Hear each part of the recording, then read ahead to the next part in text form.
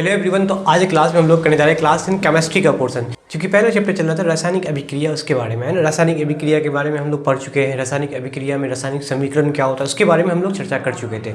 तो आज की क्लास में हम लोग करने जा रहे हैं रासायनिक अभिक्रिया के प्रकार। ठीक है, तो चलो देखते हैं रासायनिक अभिक्रिया के कितने प्रकार है, कौन कौन से प्रकार है, कुछ प्रकार के बारे में आज हम लोग क्लास में डिस्कशन करेंगे। अब जो आपके एग्जाम पॉइंट ऑफ व्यू से बहुत ही महत्वपूर्ण रहेगा, इसलिए आप लोग वीडियो में लास्ट तक बने रहे। अगर चैनल पर नए हैं तो चैनल को सब्सक्राइब करें।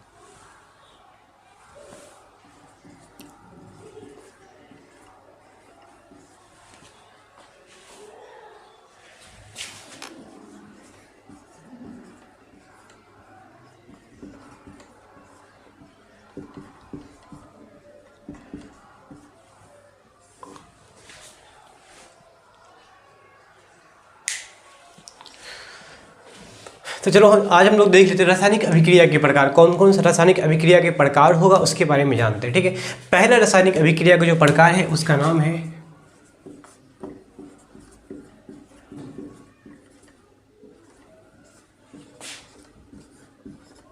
संयोजन अभिक्रिया, है ना। इसको कह सकते हैं एडिशन रिएक्शन, एडिशन रिएक्शन कहते हैं। संयोजन अभिक्रिया, इसका मतलब है, इस शब्द से समझो आप क्या लिखा हुआ है, संयोजन। संयोजन का मतलब होता है कि मिलना, दो पदार्थ को आपस में मिलाकर, दो पदार्थ या दो से ज़्यादा पदार्थ को आपस में मिलाकर एक नया पदार्थ बनाते हैं। तो संयोजन में बेसिकली यही होगा कि दो या दो से ज़्यादा पदार्थ आपस में मिलकर एक नया पदार्थ का निर्माण करेगा, केवल एक नया पदार्थ का निर्माण करेगा। तो उस टाइम पर जो अभिक्रियाएँ होंगी उन पदार्थों के बीच में, वो कहलाएगा संयोजन अभिक्रिया। ठीक है, इसमें जो उत्पाद बनेगा वो केवल एक बनेगा, एक से ज़्यादा नहीं बनेगा संयोजन अभिक्रिया में। एग्जाम्पल के तौर पे समझो, इसमें क्या होता है, संयोजन में दो या दो से अधिक पदार्थ आपस में संयोग करेगा, दो या दो से अधिक पदार्थ आपस में संयोग करता है। ठीक है, आपस में संयोग करता है, ये हो गया संयोजन अभिक्रिया। एग्जाम्पल में समझोगे कि जैसे हमने एक नया पदार्थ कार्बन को ऑक्सीजन के साथ मिला दिया, क्योंकि यहाँ पे कार्बन ठोस अवस्था में होता है, ठीक है, ऑक्सीजन गैसीय अवस्था में होता है। दोनों को जब आपस में मिलाया गया तो एक नया उत्पाद बना है जिसका नाम है कार्बन डाइऑक्साइड। तो ये अभिक्रिया किसके अंतर्गत आएगा, संयोजन अभिक्रिया के अंतर्गत आएगा ना। मतलब दो पदार्थ या दो से ज़्यादा पदार्थ, हमने यहाँ पे दो पदार्थ को मिलाया, एक नया पदार्थ बनाया, तो यहाँ दोनों मिलकर संयोग होकर क्या बन गया, एक कार्बन डाइऑक्साइड बन गया। ठीक है, दूसरा एग्जाम्पल देखोगे, जब सल्फर को ऑक्सीजन में संयोग करते हैं तो बनता है सल्फर डाइऑक्साइड, ये भी हो गया संयोजन अभिक्रिया। ठीक है, तीसरा एग्जाम्पल, नाइट्रोजन गैस को हाइड्रोजन गैस से हम मिलाया, ठीक है, उच्च दाब पे, हाई प्रेशर पे मिलाया, इसको उच्च दाब पर मिलाया, उच्च दाब एवं ताप पे मिलाया, तो यहाँ बन गया NH3 अमोनिया गैस। वो अलग बात है कि संतुलित नहीं हुआ, यहाँ पे नाइट्रोजन 2 है, यहाँ नाइट्रोजन 1 है, तो यहाँ 2 नाइट्रोजन, यहाँ 1 है, तो 2 से मल्टीप्लाई कर दो, गुना कर दो आप, तो 2 नाइट्रोजन हो गया। हाइड्रोजन हो गया 2 3 6, तो यहाँ हो जाएगा 3। ठीक है, 3 हाइड्रोजन 2 नाइट्रोजन मिलकर 2 मोल अमोनिया बना दिया। ये संतुलित रासायनिक समीकरण है ना, जो पिछले क्लास में हम बता चुके हैं। लिंक डिस्क्रिप्शन में दिया हुआ, आप लोग देख लेंगे, लिंक डिस्क्रिप्शन में डाल दूंगा, आप लोग देख लेंगे इसका। ठीक है, सेकंड जो क्लास है वो उसमें हमने बताया था रासायनिक समीकरण को किस प्रकार संतुलित करते हैं।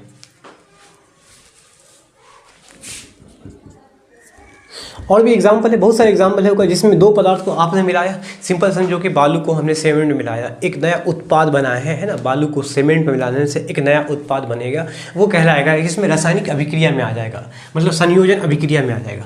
तो चौथा एग्जाम्पल देखो, जब मैग्नीशियम रिबन को, है ना, मैग्नीशियम रिबन को क्या करते हैं कि मैग्नीशियम रिबन को साफ कर लिया जाता है ताकि उस पर जंग न लगे। उसको साफ करके ऑक्सीजन में जैसे ही जलाते हैं तो ऑब्वियसली ये मैग्नीशियम ऑक्साइड का एक सफ़ेद चूर्ण बनेगा, सफ़ेद पाउडर बनेगा। ठीक है, इसको ध्यान रखना है, सफ़ेद चूर्ण बनेगा। तो इस तरह से ये किस में आ गया, संयोजन अभिक्रिया में, क्योंकि दो पदार्थ आपस में मिलकर बन गया एक नया पदार्थ। ठीक है, बहुत सारे एग्जाम्पल है, 5वां एग्जाम्पल ले देता हूँ कि जब मैंने एक कह सकते हैं कली चूना को, मतलब कैल्शियम ऑक्साइड को, कली चूना को हमने चूना जल में मिलाया, मतलब पानी में मिलाया है, H2O में मिलाया है, तो क्या बन जाएगा, कैल्शियम हाइड्रोक्साइड CaOH का होल 2, कैल्शियम हाइड्रोक्साइड एक नया उत्पाद बनेगा। इसको हम चूना जल भी कह सकते हैं, जिसका उपयोग दीवारों की सफेदी में किया जाता है। ठीक है, कैल्शियम हाइड्रोक्साइड का। तो रासायनिक अभिक्रिया का दूसरा प्रकार देखते हैं क्या है। दूसरा प्रकार रासायनिक अभिक्रिया का है वो है अपघटन अभिक्रिया, है ना। अपघटन अभिक्रिया हम यूं कह सकते हैं, इसका नाम दूसरा है वियोजन अभिक्रिया, ये भी कह सकते हैं वियोजन अभिक्रिया।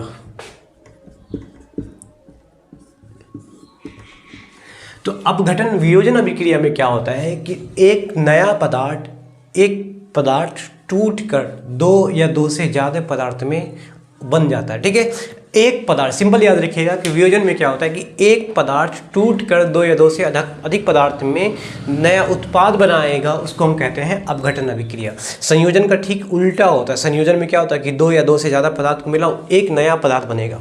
अब वियोजन में क्या है कि एक पदार्थ को हम तोड़कर, चाहे वो जैसे भी तोड़ते हैं, वैद्युत अपघटन द्वारा तोड़ेंगे या प्रकाश रासायनिक सूर्य प्रकाश के द्वारा या उष्मा देने पे, किसी भी प्रकार से हम उस पदार्थ को हम तोड़ते हैं। कोई भी भौतिक प्रक्रिया होगी उससे तोड़कर दो या दो से ज़्यादा नया पदार्थ बनाते हैं। उसमें इस टाइम में क्या होगा, वो अपघटन अभिक्रिया होगा। जैसे एग्जाम्पल में देखोगे,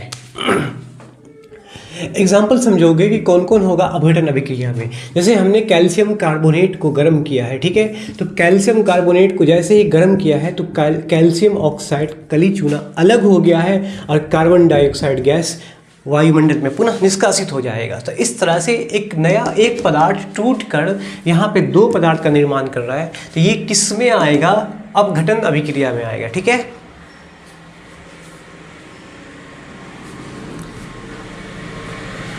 कुछ और भी पदार्थ, जैसे हमने सोडियम क्लोराइड को, है ना, NaCl को हमने NaCl से विद्युत धारा प्रवाह करेंगे।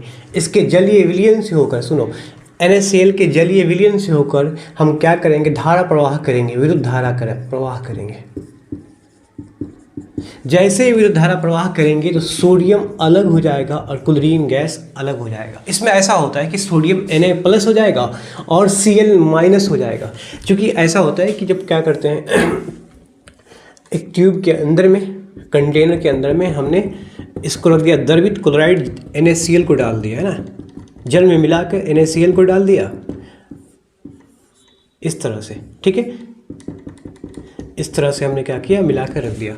एक पर है सोडियम एटम, एक को हमने क्या किया, बैटरी के प्लस से जोड़ दिया, एक को हमने क्या, मतलब सोर्स के, बैटरी के माइनस से जोड़ दिया। तो सोर्स के प्लस से जोड़ने पर वो बन जाएगा प्लस, माइनस से जोड़ने पर बनेगा माइनस। अब माइनस वाला जो इलेक्ट्रोड होगा, जो ग्रेफाइट का होता है, जनरली ग्रेफाइट का बनाते हैं हम लोग, है ना, जो इलेक्ट्रोड या कार्बन का भी हो सकता है, एल्युमिनियम का भी हो सकता है, किसी भी मेटल का हो सकता है। यहाँ पे जो हमने छड़ का प्रयोग किया है, वो एक को सोर्स के, मतलब बैटरी के प्लस से जोड़ दिया, एक को माइनस से। प्लस से जोड़ने का अर्थ हो गया कि वो बन गया आपका एनोड, ठीक है, और माइनस से जोड़ने का अर्थ हो गया वो बन गया आपका क्या, कैथोड। ये कैथोड बन गया। तो जैसे ही इसके अंदर में NaCl को प्रवाह करा, NaCl डाल देंगे, है ना, NaCl सोडियम क्लोराइड डाल दो। जैसे ही NaCl को डालते हैं तो क्या होता है कि ये अपघटित होकर धारा प्रवाह होगा, अपघटित होकर सोडियम एटम जो होगा वो आकर जमा हो जाएगा कैथोड रड पर, और क्लोरीन गैस मुक्त होता रहेगा। कहाँ से, एनोड रड से होकर मुक्त होगा, जिसको हम इलेक्ट्रोलाइट्स भी कह सकते हैं, जिसको हम कह सकते हैं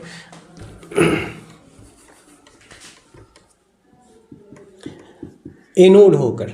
ठीक है, तो मतलब ये हुआ कि Na+ जो है वो जमा हो गया किस पर आकर, एनोड कैथोड पे जमा होगा, प्लस वाला माइनस पे आके जमा होगा, माइनस वाला प्लस पे आके जमा होगा। तो ये आकर जमा होगा किस पर, कैथोड पर, ये आकर जमा होगा किस पर, एनोड पर। इस तरह से ऐसा होता है। ठीक है, यहाँ पर NaCl से विद्युत धारा प्रवाह किया है, तो क्या है, NaCl का वैद्युत अपघटन किया गया है, तो ये अभिक्रिया वैद्युत अपघटन के अंदर में आ जाएगा। कहने का अर्थ हुआ कि कुछ अभिक्रियाएं ऐसी होती है जिसको हम केवल गर्म कर दो, तापमान दे दो, उष्मा दे दो, वो विखंडित हो जाएगा, टूट जाएगा। कि कोई अभिक्रिया ऐसी होती है जिसमें करंट पास करने पे वो टूटता है। ठीक है, जैसे भी तो धारा प्रवाह करने पर टूटता है, तो जिसको हम कह सकते हैं कि गर्म करने पर, ताप देने पर अगर वो टूटेगा तो उस अभिक्रिया का नाम क्या होगा, उष्मीय अपघटन, याद रखिएगा क्या नाम होगा उसका, उष्मीय अपघटन नाम होगा। और जिसको विद्युत धारा प्रवाह करने पर करते हैं तो वो होगा कब का क्या,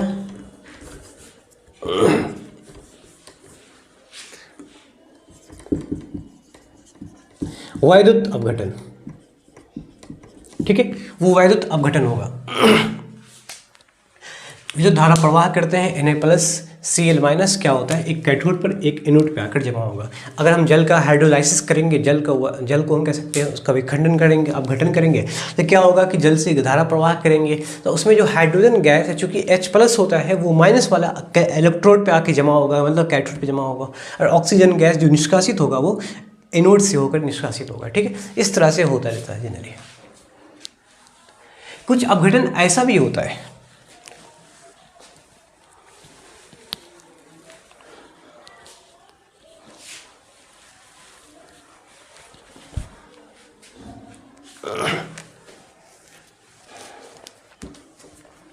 कुछ अपघटन क्या होता है कि सूर्य प्रकाश में अपघटित होता है ना। जैसे कुछ एग्जांपल देखो, सूर्य प्रकाश रासायनिक अपघटन कह सकते हो उसको, है ना, प्रकाश रासायनिक अपघटन। प्रकाश रासायनिक अपघटन में क्या आएगा, जैसे हमने सिल्वर ब्रोमाइड को सूर्य प्रकाश में रखा, ठीक है, सिल्वर ब्रोमाइड को सूर्य प्रकाश में रखा तो सिल्वर धातु अलग हो गया और ब्रोमीन अलग हो जाएगा। ठीक है, तो यहाँ पे सूर्य प्रकाश में अपघटन हुआ है तो सिल्वर और ब्रोमीन अलग हो गया है। ठीक है, तो ये हो गया प्रकाश रासायनिक अपघटन हो गया। एक पदार्थ टूटकर दो पदार्थों में क्या हो गया, उत्पाद बनकर निकल गया। तो यहाँ से सिल्वर ब्रोमाइड का उपयोग करते हैं, क्या याद रखिएगा, सिल्वर ब्रोमाइड का उपयोग करते हैं फोटोग्राफी, है ना, फोटोग्राफी फिल्म के अंदर में करते हैं ना, उसका जो फिल्म बनती है वो फोटोग्राफी फिल्म के अंदर में सिल्वर ब्रोमाइड का प्रयोग किया जाता है। ठीक है,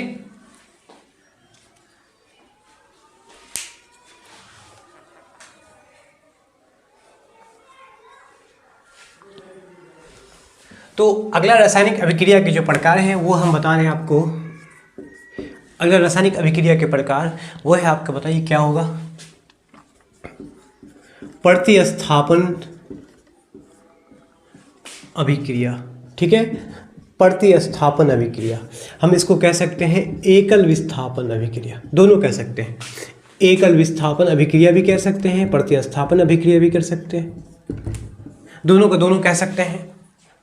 यहाँ से एक वर्ड समझ में आएगा, प्रतिस्थापन एकल विस्थापन का अर्थ क्या हुआ। प्रतिस्थापन का मतलब होता है कि प्रति में एक परमाणु किसी विलयन को, उसके परमाणु को विस्थापित कर देगा, किसी विलयन से दूसरे परमाणु को विस्थापित कर देगा। एक परमाणु किसी विलयन से, किसी यौगिक से उस परमाणु को विस्थापित करके अपना जगह ग्रहण कर लेगा, वो होता है प्रतिस्थापन अभिक्रिया। ठीक है, तो प्रतिस्थापन में ये होता है कि एक पदार्थ किसी यौगिक से या किसी विलयन से अभिक्रिया करके उस यौगिक में जो क्रियाशील, कम क्रियाशील पदार्थ है, परमाणु है, उसको विस्थापित कर देगा और खुद उसकी जगह पर अपना जगह ले लेगा। तो वो अभिक्रिया किस में आएगा, प्रतिस्थापन अभिक्रिया में आएगा। ठीक है, चलो देखो कौन कौन प्रतिस्थापन अभिक्रिया में होता है। जैसे एग्जाम्पल समझो कौन कौन होगा। पहला एग्जाम्पल हमने ले लिया कि प्रतिस्थापन अभिक्रिया क्या होता है। तो प्रतिस्थापन अभिक्रिया वह अभिक्रिया जिसमें कोई पदार्थ, जैसे हमने आयरन को डाल दिया कॉपर सल्फेट के एक नीले विलयन में डाल दिया, है ना, आयरन को डाल दिया कॉपर सल्फेट के एक नीले विलयन में डालते हैं, तो क्या होता है, देखो ऐसा होता है कि एक यहाँ पे कॉपर सल्फेट का एक नीला विलयन है, ठीक है, कॉपर सल्फेट का एक नीला विलयन है CuSO4।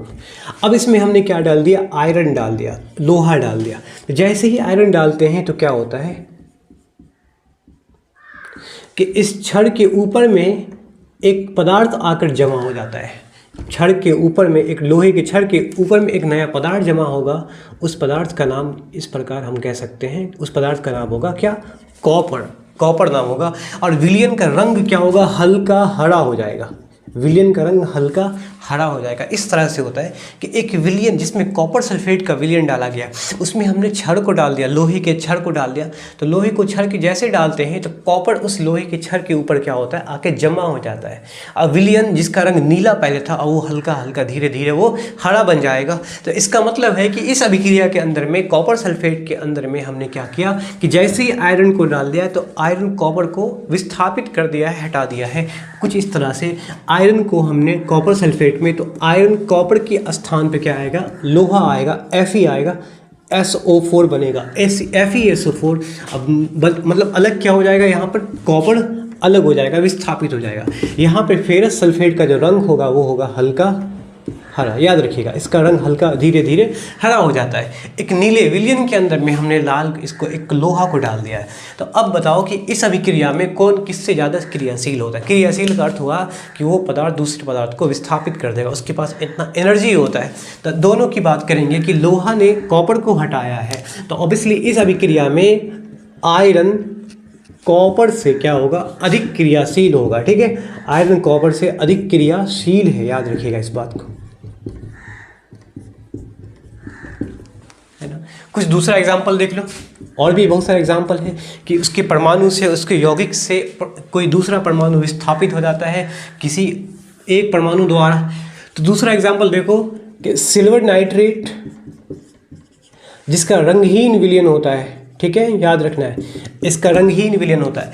इस रंगहीन विलयन के अंदर में इसी प्रकार कुछ होगा, इसमें डाल दो आप जिंक, Zn जिंक जस्ता डाल दिया।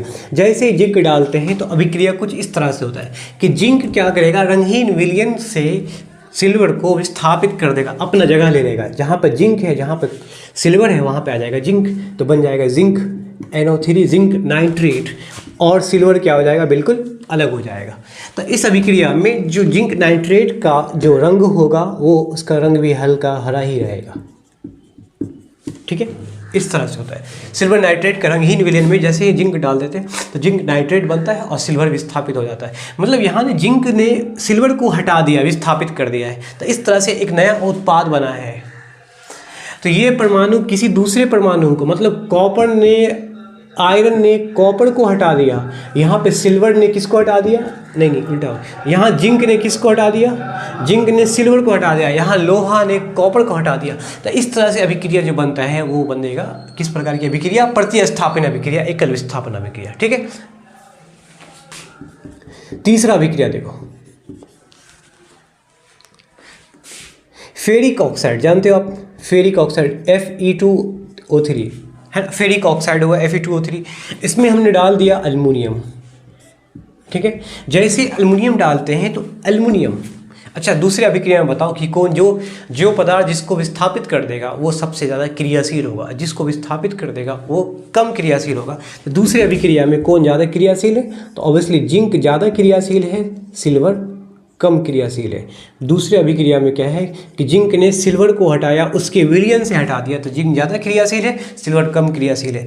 इस अभिक्रिया में देखो कि एल्युमिनियम को हमने डाल दिया फेरिक ऑक्साइड में, जैसे ही डालते हैं तो फेरिक मतलब आयरन के स्थान पे आ जाएगा एल्युमिनियम Al2O3, एल्युमिनियम ऑक्साइड बन जाएगा, और साथ साथ आयरन बाहर निकल जाएगा, Fe बाहर निकल जाएगा। यहाँ पे एल्युमिनियम ऑक्साइड बना है, Al2O3 बना है। ठीक है, इसका नाम क्या है, एल्युमिनियम ऑक्साइड। एक नया पदार्थ आकर बन गया एल्युमिनियम ऑक्साइड। ठीक है, तो प्रतिस्थापन अभिक्रिया में देख सकते हो कि एक परमाणु किसी दूसरे परमाणु को हटा रहा है। एक और एग्जांपल ले लो, जैसे सोडियम को अभिक्रिया कराओ जल के साथ, सोडियम को अभिक्रिया कराते हैं जल के साथ, पानी के साथ। याद रखना सोडियम एक ऐसा धातु है जो सबसे क्रियाशील धातु है ना। सोडियम को खुले हवा में, वायु में डाल दो, इनफैक्ट सोडियम पोटासियम दोनों की बात करेंगे, दोनों ऐसा धातु होता है जैसे खुले हवा में डाल दो उसमें आग पकड़ लेगा। तो इसलिए सोडियम पोटासियम को हम केरोसिन तेल के अंदर में डुबा के रखते हैं। केरोसिन तेल के अंदर में डुबा के रखने का अर्थ हुआ कि सोडियम और पोटासियम का अभिक्रिया केरोसिन तेल से उस टाइम पे नहीं होता है, लेकिन जल में नहीं रखते हैं। सोडियम और पोटासियम को जल के अंदर में नहीं रखते, हाँ फिर कैल्शियम को पानी के अंदर रखते हैं। तो सोडियम को हमने जल के अंदर रखा, पानी के कह सकते, जैसे ही पानी के अंदर रखा, अब क्या होगा, इसके बीच में अभिक्रिया होने लगेगा। कैसे अभिक्रिया, तो सोडियम क्या करेगा, जल से अब जल बनता है हाइड्रोजन गैस ऑक्सीजन गैस के संघनन से बनता है। तो उस पानी के अंदर में हाइड्रोजन गैस को क्या कर देगा, सोडियम विस्थापित कर देगा, हाइड्रोजन गैस को यहाँ पे विस्थापित कर देगा। तो यहाँ पे आ जाएगा एक नया पदार्थ बन जाएगा सोडियम हाइड्रोक्साइड। और हाइड्रोजन गैस को अलग कर दिया है ना, हाइड्रोजन के स्थान पे आ गया है सोडियम। याद रखना, एक हाइड्रोजन, यहाँ पे 2 मोल हाइड्रोजन का है, हाइड्रोजन की 2 परमाणु है, तो एक हाइड्रोजन को हटा दिया है। क्योंकि वो एक गैस के रूप में होता है तो संतुलित नहीं हुआ, 1 हाइड्रोजन 2 हाइड्रोजन 3 हुआ। इसको बैलेंस भी कर सकते हो, है ना। बैलेंस करने के लिए क्या होता है, सोडियम सोडियम बराबर है हाइड्रोजन 2 हाइड्रोजन 2, ठीक है। ऑक्सीजन 1 हाइड्रोजन इधर 3 हो गया, तो यहाँ 2 से गुना कर देते हैं। तो 2 से गुना करने का अर्थ हुआ कि यहाँ भी 2 से गुना करना पड़ेगा। तो ऑब्वियसली हाइड्रोजन 4 हो गया, तो यहाँ 2 से गुना कर दो। ऑक्सीजन भी 2 हो गया, हाइड्रोजन भी 2 हो गया, और सोडियम हाइड्रोजन 4 हो गया, यहाँ हाइड्रोजन 4, ऑक्सीजन भी 2, सोडियम भी 2, सोडियम भी 2। इस तरह से अभिक्रिया संतुलित हो गया। तो इस अभिक्रिया में क्या है कि सोडियम ने जल से हाइड्रोजन को हटाया है।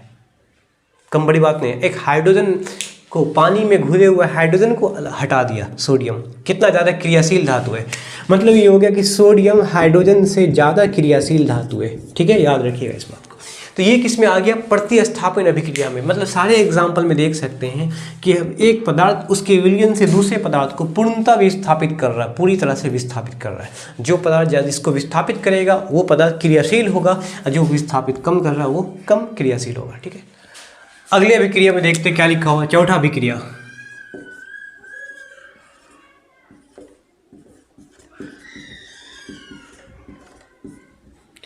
उभय विस्थापन, या यूं कह सकते हैं कि द्वि विस्थापन।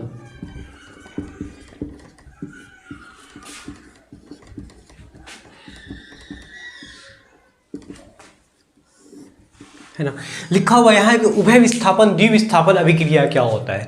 इससे पहले हम लोग कर चुके हैं एकल विस्थापन, मतलब एक परमाणु किसी विलयन के दूसरे परमाणु को हटा देगा, अपनी जगह ग्रहण कर लेगा। यहाँ पे क्या है कि उभय द्वि, 2 परमाणु आपस में आयनों का प्रदान करेगा। मतलब है कि किसी अभिक्रिया के भाग लेने वाला पदार्थ के बीच में 2 परमाणु अपने आयनों का आदान प्रदान करेगा, मतलब एक दूसरे को विस्थापित करेगा। वो होगा क्या, द्विविस्थापन अभिक्रिया। मतलब ऐसी अभिक्रिया जिसमें 2 परमाणु एक दूसरे को अपने परमाणुओं से, अपने यौगिक से क्या करता है, विस्थापित करता है। एग्जाम्पल देके समझाएंगे, बस समझ में आ जाएगा। जैसे समझो सोडियम क्लोराइड को, है ना, सोडियम क्लोराइड को हमने मिलाया किसमें, ऑब्वियसली इसको मिला दिया है सिल्वर नाइट्रेट के अंदर में मिला दिया। सोडियम क्लोराइड को सिल्वर नाइट्रेट से अभिक्रिया कराते हैं, तो अभिक्रिया के फलस्वरूप क्या क्या बनता है। जैसे ही सिल्वर नाइट्रेट मिलाते हैं तो ये दोनों परमाणु, दोनों यौगिक अपने आयनों को विखंडित कर देता है। मतलब Na+ अलग हो जाएगा, क्या हो जाएगा, Na+ अलग हो जाएगा, Cl- अलग हो जाएगा। उसके बाद क्या होगा, सिल्वर नाइट्रेट में सिल्वर धातु अलग हो जाएगा, प्लस सोडियम कह सकते हैं NO3 नाइट्रेट आयन अलग हो जाएगा। मतलब इस तरह से 4 प्रकार के आयन बनते हैं। जैसे सोडियम क्लोराइड को सिल्वर नाइट्रेट में डालते हैं तो 4 प्रकार के आयन बनेगा, ठीक है। मतलब ये अभिक्रिया अंदर में होती है, और उसके तुरंत बाद क्या होता है कि सिल्वर और क्लोरीन गैस मिलकर बना देगा क्या, AgCl, और सोडियम और नाइट्रेट मिलकर बना देगा क्या, सोडियम नाइट्रेट, ठीक है। इस तरह से एक नया उत्पाद बनेगा। तो इसका जो उत्पाद बनेगा वो होगा क्या, sodium nitrate plus silver chloride बन जाएगा, सिल्वर क्लोराइड, ठीक है, सिल्वर क्लोराइड बनेगा। तो जब कह सकते हैं कि इसमें आप देखो किस तरह से उत्पाद बना है। इसको फिर से मैं यहाँ नीचे लिख दिया करूँ, NaCl प्लस सिल्वर नाइट्रेट। यहाँ पे 2 यौगिक अपने आयनों का आदान प्रदान करके एक नया उत्पाद बनाया है, ठीक है, नया एक प्रतिफल बनाया है। उसमें देख सकते हो कि कौन किसके साथ, तो सोडियम ने नाइट्रेट के साथ NO3 के साथ अभिक्रिया कराया, और सिल्वर क्लोरीन के साथ अभिक्रिया कर रहा है। तो देख सकते हो कि सोडियम नाइट्रेट से सिल्वर को हटाया, ठीक है, सिल्वर नाइट्रेट से सिल्वर को हटाया, और सोडियम क्लोराइड से क्लोरीन को कह सकते हैं सोडियम को विस्थापित किया, सोडियम सिल्वर को विस्थापित किया, सिल्वर सोडियम को विस्थापित किया, एक दूसरे को विस्थापित कर रहा है, हटा रहा है। तो यहाँ पे एक नया जो प्रतिफल बना है सोडियम नाइट्रेट और सिल्वर क्लोराइड, इसका एक सफ़ेद अवक्षेप बनेगा, है ना, सफ़ेद अवक्षेप बनेगा। इसको हम कह सकते हैं अवक्षेपण अभिक्रिया। इसको क्या कह सकते हैं? अवक्षेपण अभिक्रिया। अभिक्रिया का एक नया प्रकार है अवक्षेपण अभिक्रिया। याद रखिएगा अवक्षेपण अभिक्रिया कि जिस अभिक्रिया में अवक्षेप बनता है। अब सवाल है कि अवक्षेप क्या होता है, तो याद रखिएगा अवक्षेप एक नया पदार्थ होता है। ठीक है, अवक्षेप एक पदार्थ होगा जो किसी विलयन के नीचे आकर क्या होगा, जमा हो जाएगा, विलयन के नीचे, तली के नीचे आकर जमा होगा। तो अवक्षेप की बनने की क्रिया कहते हैं अवक्षेपण अभिक्रिया। बहुत सारी अभिक्रिया ऐसी होती है जो एक में नहीं बल्कि अलग अलग प्रकार में भी आ सकते हैं। जैसे हमने कार्बन को ऑक्सीजन में दहन किया तो कार्बन डाइऑक्साइड बना, उष्मा निकला, तो वहाँ उष्माक्षेपी अभिक्रिया बता चुके हैं, उष्माक्षेपी अभिक्रिया हुआ। कार्बन को ऑक्सीजन में मिलाने पर कार्बन डाइऑक्साइड बना, वहाँ पर संयोजन अभिक्रिया भी हो गया। कार्बन को ऑक्सीजन में मिलाने पर कार्बन डाइऑक्साइड बनेगा, हम लोग पढ़ेंगे उपचयन अभिक्रिया में आएगा। तो एक अभिक्रिया बहुत सारे प्रकार में आ सकता है। ठीक है, तो यहाँ जो अभिक्रिया हुआ है ये उभय विस्थापन में भी आया है और अवक्षेपण अभिक्रिया में भी आएगा। ठीक है, अब देखो किस तरह से ये ऐसा होता है। एक हमने तली लिया, एक कंटेनर लिया, ठीक है, इसके अंदर में हमने डाल दिया एक सिल्वर नाइट्रेट का एक सफ़ेद घोल होता है, एक्वस सॉल्यूशन के रूप में पाया जाएगा silver nitrate AgNO3, silver nitrate. इसमें हमने डाल दिया क्या, सोडियम क्लोराइड NaCl। जैसे डाल दिया है तो इस विलयन के अंदर में जो सिल्वर मौजूद है वो सिल्वर को हटा देगा सोडियम, तो बन जाएगा क्या, सोडियम नाइट्रेट। और सोडियम नाइट्रेट तो बन गया, साथ साथ यहाँ पे जो सफ़ेद अवक्षेप बना है वो सिल्वर क्लोराइड का सफ़ेद अवक्षेप बना है। सिल्वर क्लोराइड जो तली के नीचे आके जमा होगा। अवक्षेप एक ऐसा पदार्थ होता है जो तली के नीचे आके क्या होगा, जमा हो जाएगा।